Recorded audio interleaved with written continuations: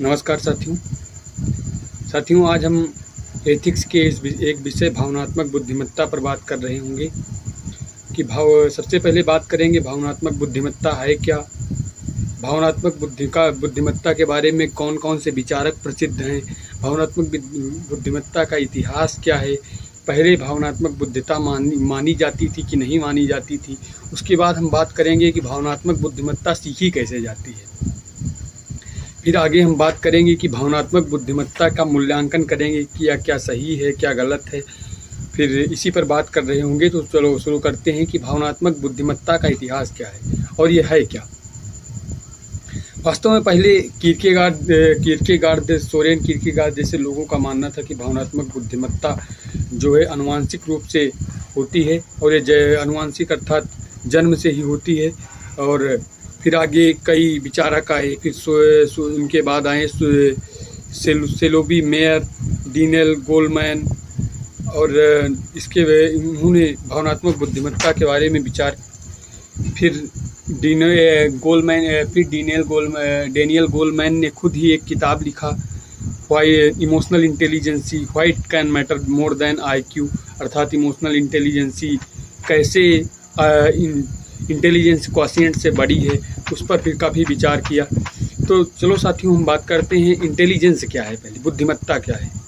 वास्तव में बुद्धिमत्ता वह है कि दिए हुए संसाधन में अपने कार्य को कैसे, दिए हुए रिसोर्स में अपने कार्य को कैसे पूरा किया जाए, वह बुद्धिमत्ता कहलाती है।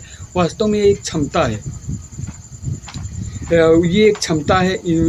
और IQ कई प्रकार से निकाला जाता है, जैसे ऊपर बौद्धिक अवस्था, फिर रियल अवस्था को भाग करके 100 से गुणा करके निकाला जाता है। तो उससे कोई मतलब नहीं, क्योंकि हमारा विषय आज इमोशनल इंटेलिजेंसी है। तो भावनात्मक बुद्धिमत्ता के बारे में फिर से शुरू करते हैं कि भावनात्मक बुद्धिमत्ता है क्या।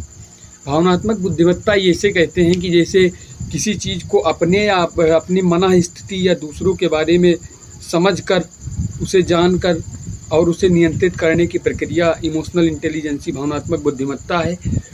और ये परिभाषा डीनेल गोलमैन और सेलोबी मेयर, इन तीनों ने दिया है यही परिभाषा कि इसे कैसे नियंत्रित किया जाता है। और फिर अब इसके बारे में समझते हैं कि इसके भाग क्या क्या हैं। तो डीनेल गोलमैन ने अपनी एक किताब, बड़ी प्रसिद्ध किताब, जैसा कि हमने पहले बताया, emotional intelligence why it can do matter more than IQ में लिखा है इमोशनल इंटेलिजेंसी के बारे में कि इनके 5 घटक क्या हो सकते हैं। जिसमें से पहला घटक उन्होंने बताया है स्वजागरूकता, सेल्फ अवेयरनेस। दूसरा सेल्फ अवेयरनेस। तो पहले पांचों एक बार समझ लेते हैं कि सेल्फ अवेयरनेस, स्वजागरूकता, आत्मनियमन, सामाजिक दक्षता, समानुभूति, और इसके बाद समानुभूति के बाद एक सेल्फ कॉन्फिडेंस, आत्मविप्रेरण। तो हम बात करते हैं सबसे पहले स्वजागरूकता क्या है।